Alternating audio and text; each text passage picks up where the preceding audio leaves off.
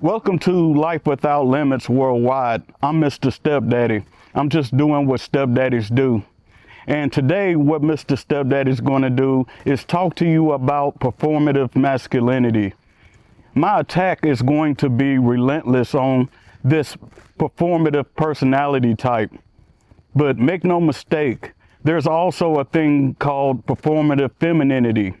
But we're going to talk about that on a separate episode. But stay tuned because we're about to get real here. Stepdaddy, Mr. Stepdaddy,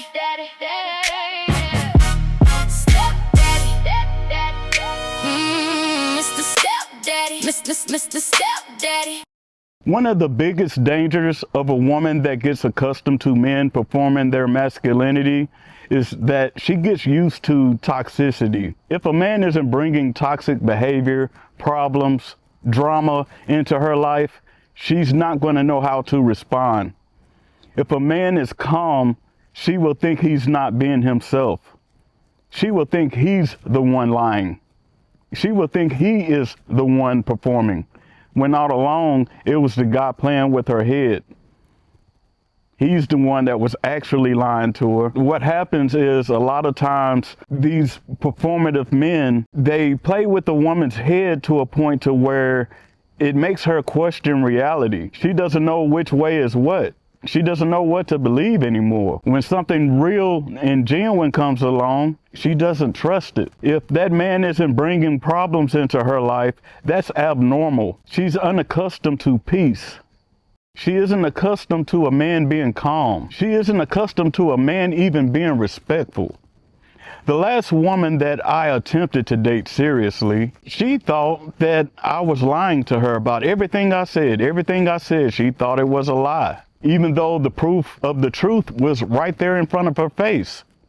But she thought I was lying because I wasn't performing my masculinity. I wasn't playing with her head. And a lot of times what happens is women will get accustomed to that. And it's sad to see, because that's how a lot of single parents are made. In my last video, I talked about how some women fall prey and have taken the bait of performative masculinity to your own detriment. Sometimes that guy, the one that you normally typically look over, that's the one that was the best one for you. He was the guy for you, but you overlooked him because he wasn't rah-rah. He wasn't running off at the mouth talking loud. He wasn't acting macho. He was calm. He was happy. It's almost like we have forgotten what happiness even looks like. Are we that miserable over here in the West that we don't even know what happiness looks like anymore? Performative masculinity creates single-parent households. All children deserve and need both parents in the home. I'm sorry, ladies. Most women cannot raise a man to be a man because you don't know what it's like to be a man. Can some women do it? Yes, absolutely. But collectively, no. We're going to keep it honest. I'm a man that was raised by a single mother. I love my mother to death, and I honestly feel like she did the best she could. But there's a lot of holes and gaps in my development because there was not a man in the household. There are things that I'm learning late because there wasn't a man in the household. If I'm being honest, I'm actually glad I don't have any children yet, because they too would be in a single parent household. Not because I'm perform my masculinity, but because I was not vetting the women properly that I was messing with. I'm just keeping it real. And that's what brings me to performative femininity. But back to performative masculinity. Just like men, sometimes we think with the wrong head. Sometimes, ladies, you think with the wrong slit. Well, maybe I should say you don't use your head either. Nevertheless, a lot of times, a lot of relationships are built on a foundation that was not meant to last. Sex will not make a relationship last, or a marriage. Love won't even make a relationship last. Love would not make a marriage last. Children, any of that stuff. But you know what will make a relationship last? Trust, respect, loyalty. Those are the things that are important for a relationship. Even more important than sex. Let's get it together. I'm not saying that sex should not be enjoyed, because you're damn right it should, but it's not the foundation. Money would not make a relationship last, although the lack of it will end it. For some of you, the car a man drives is not going to make a relationship last, although there are some men out here that think it will. Some men out here think that just because he drives a Benz, that woman is going to want him. That's the whole reason he bought it. As silly as it sounds, there is even some men out there that think his shoes is going to get him a woman. We got to focus on the right stuff, man. Performative masculinity has imprinted itself onto a lot of young ladies out there. I hope to reach some of you parents out there to find the right person to procreate with. Choosing the right relationship is so important to your mental health.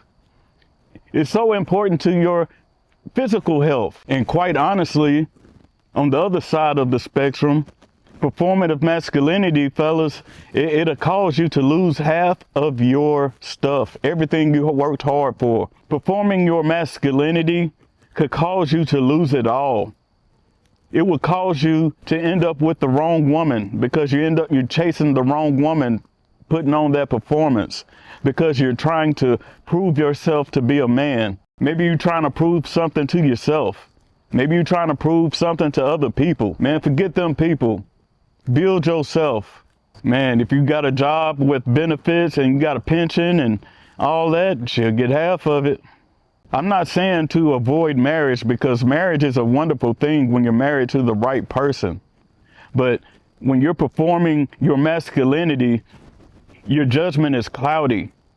You're not thinking straight. Performing your masculinity does more harm than good. It damages everybody, including yourself. It damages society. It damages our youth. I was talking to a young lady not too long ago. She's dating a guy that she knows is bad for her. But for whatever reason, for some reason, we are attracted to the wrong things. And we're not attracted to the things that are actually good for us.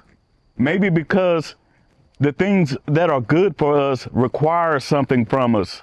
It actually requires us to elevate. It requires us to elevate mentally, emotionally, and physically, financially. See, it's easy to do the wrong thing and hard to do the right thing. And ladies, when you see a guy performing his masculinity, don't reward that mess. Don't pay him no mind.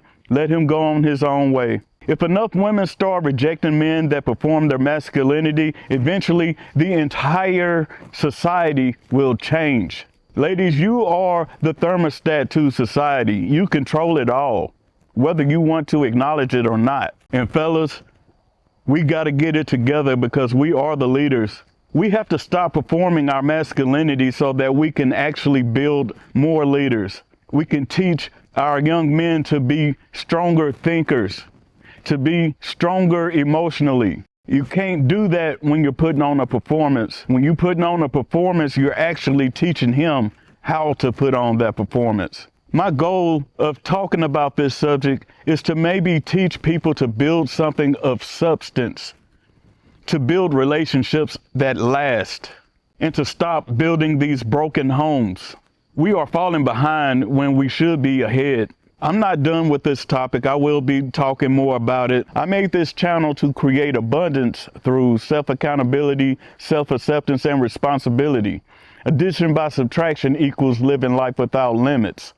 Thank you for joining me today. Thank you for watching. Peace and love. You was good, whether or not it's understood. Stepdaddy, Mr. Step. Your best interest in heart. He brings together what used to be apart. Healing through